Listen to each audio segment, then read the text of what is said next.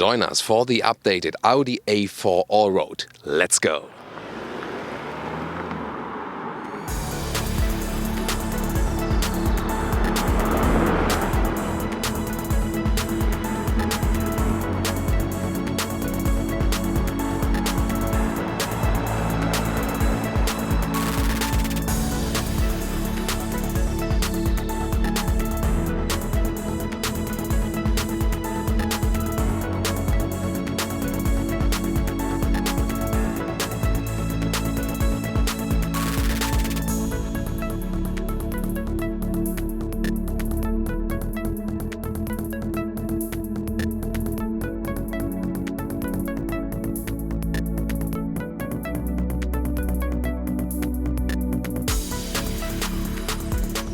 Here with the facelift of the Audi A4 you get a bigger front grille. The Allroad version has those vertical fins right there in a contrasting color. I think a very beautiful design, Quattro logo right there. And then those silver contrast in the lower area that makes it really unique from the front. Those are the optional matrix LED lights with an interesting daytime running light. But you also now get normal LED lights from standard equipment since the facelift. 4.73 meters, 15'5" or 186 inches is the length of the A4, always the same, has also not changed, and the wheel size is 16 to 19 inch. Those ones here are 18-inch wheels, and this is quite good compromise. I think already looks quite nice. And the Quattro Allroad here, or the Allroad Quattro, how they call it, it's always very special also from the side profile. It now gets this special new Quattro badging here in the lower end with the silver contrast. And so far there was a just plain plastic contrast in the wheel arches around here. And now you still have the black contrast, but it is painted. Very interesting and looks a little bit more sophisticated. Here, by the way, you can see the cascading turning indicator right here also at the rear. And Allroad Quattro badge at the rear too. And then this contrast again from the darker paint together with the silver in the lowest part. And again, I think that makes this car really special. In this case, very, very big fake exhaust. But with this petrol engine here, you have real exhaust on the inside, each on both sides.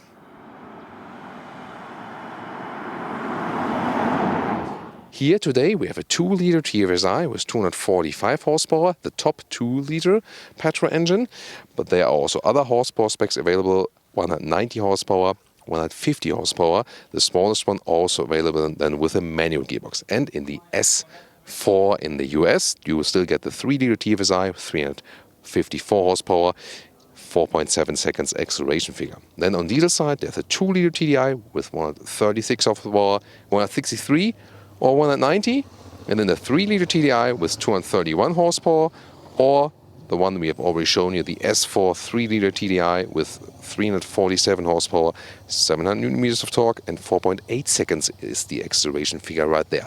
So those are the facelifted engines available so far. Which one would you actually go for at the moment?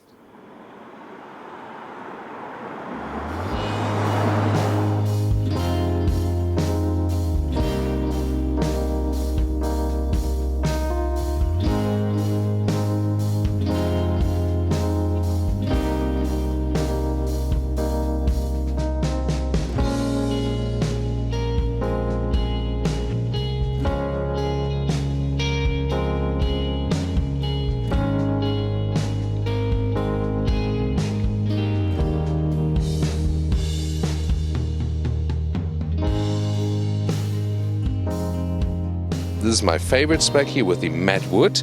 So this one here feels very nicely. It doesn't leave fingerprints. Then the leatherette insert at the inside of the doors. Also clicking sounds for the window levers. Also nice build quality here for the electric control for the side mirrors. Then some small bolts would fit in there. Seats from the A4, there are also base fabric seats available, which I would recommend. Then you get those sportier seats with more side support right there, and this one here is the optional animal skin spec.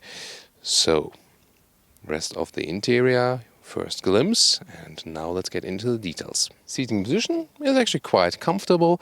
The base seats, to me, are a little bit more comfortable because a little bit more open. However, in winding corners, those ones here give a little bit more support. Interior overview, analog instruments are standard, optional those for digital 12.3 inch. And then only this new screen is always this hardware, 10.1 inch. It's good that we don't have like 3 different sizes now anymore. Soon more deals to that. It pops out visually quite a lot, but you can see you can reach it very well, and you need to, because everything is done via touch here. There's no control knob in the lower part.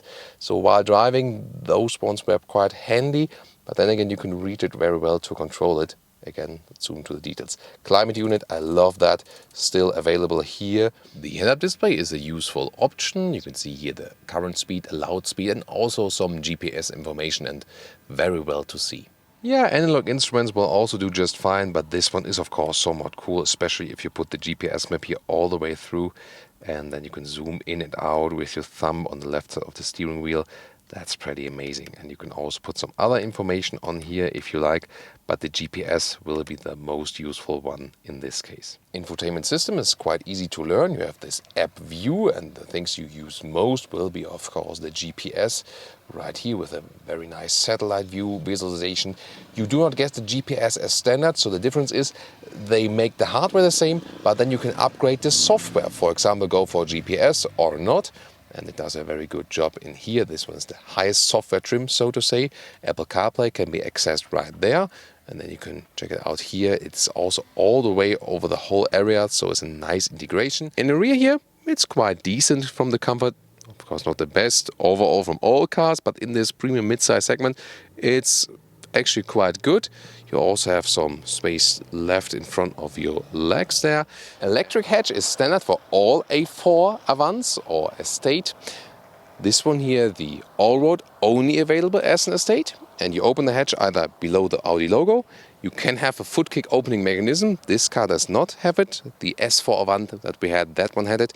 Or here, press twice on the key and then the tailgate lifts up.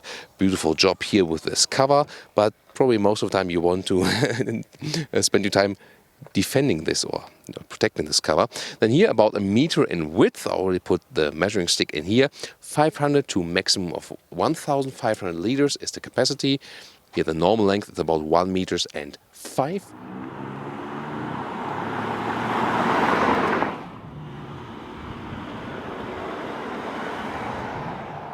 When I'm driving the petrol engine, there's a better reaction from the lower RPM regions. That's somehow more fun to drive.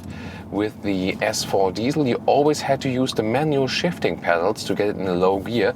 And one of the reasons for that are also the new emission rules, because when they would start with the diesels from low RPM, they would put out a lot of emissions, and then it's hard to filter them.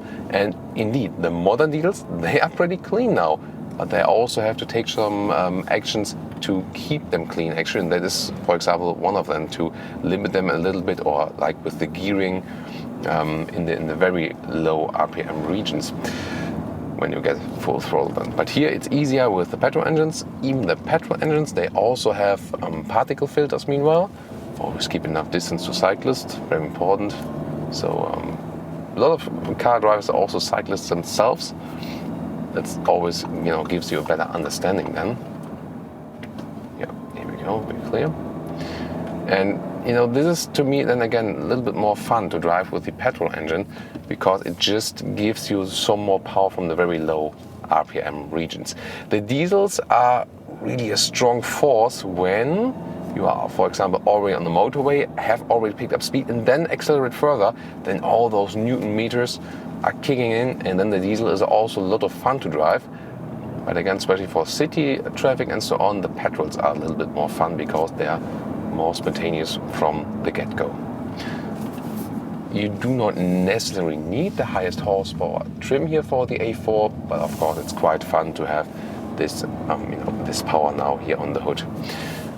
The adaptive suspension here in the normal driving mode is relatively soft. It shakes also a little bit. Also, for example, when you hit the brakes, you feel it, but that's totally fine. The Allroad is also a little bit higher, and you want to have this plus on comfort. However, now here in the winding roads, let's go to the dynamic mode. Then the suspension gives me a little bit more feedback, and no, don't want any traffic information. So here now a little bit more feedback than from the road. Also the gears turn up higher, quite nice sound. But of course there's still a big difference to the S4 for the suspension. And here now in those winding roads, you also feel that the Allroad sits a little bit higher. So that's a little bit less fun than in those winding roads. However, when you're driving straight and so on, it's also somewhat cool to sit a little bit higher, have this crossover feeling of the Allroad. So overall, I think it's nice. Depends on if you have, let's say, a lot of use where you do exactly the thing I'm doing here right now. It's still okay, but definitely less fun than in the normal A4 or especially than in the S4. But it, still gives you a good feeling for the whole vehicle. See here, I don't have to turn the steering wheel that much. It's a very progressive input by the steering wheel. With the S4 it was even a little bit more progressive, so better to control. But still, this is an A4 Allroad. It's not meant to drive sporty, but it's still reasonable fun. So what about co-driver Holger here? How do you feel? Is it still okay, or is it too shaky then with this soft suspension here? No, it's all okay, and what a wonderful landscape. Yeah, wonderful landscaping. Yeah. So for a co-driver it's also okay still, but it's always a good measure to ask the guy next to you, like, how do you feel? Because I can hold on to the steering wheel, definitely. Yeah, it's comfortable. Yeah, it's still very comfortable. So again, they master a very good compromise here with the A4 range. Great suspensions, probably. That's what's almost the best about this vehicle. Next to the interior build quality, a really great suspension, and again, this sophistication that this vehicle delivers you might also give you an impression of driving a segment higher. This is also what they try to achieve with this facelift, and we talked about that earlier. Also visually, they moved it closer towards the A6. Yeah, price-wise, this will still be very intensive. You think about 35k is a base entry version of an A4, and then an S4 would be 60k plus, 65k at least. When you put some extras in it, even more. That's of course very expensive then. This one here is not as expensive as the S4, but with the stronger petrol engine here and the all-road trim and so on and a lot of extras, it will still by far not be a budget car. But a very good ride. Still I have fun, enjoy those winding corners here, and this petrol engine here is really good on the gas. You have the feeling you always get in the right RPMs. Here also, especially with the S shifting mode. So with this car here now, I don't have the feeling I would need to use the shifting pedals. I can, of course, here go back for a second gear, then click here, third gear, stay in third gear then, but I don't need it really. So hold the right pedal, then it goes back to the automatic shifting mode again. But here it already jumps back earlier, so I don't have the urge to use the boat. Sometimes the birds fly very low over the street, so you always have to pay attention. Wow, those mountain ranges there in the back, really cool.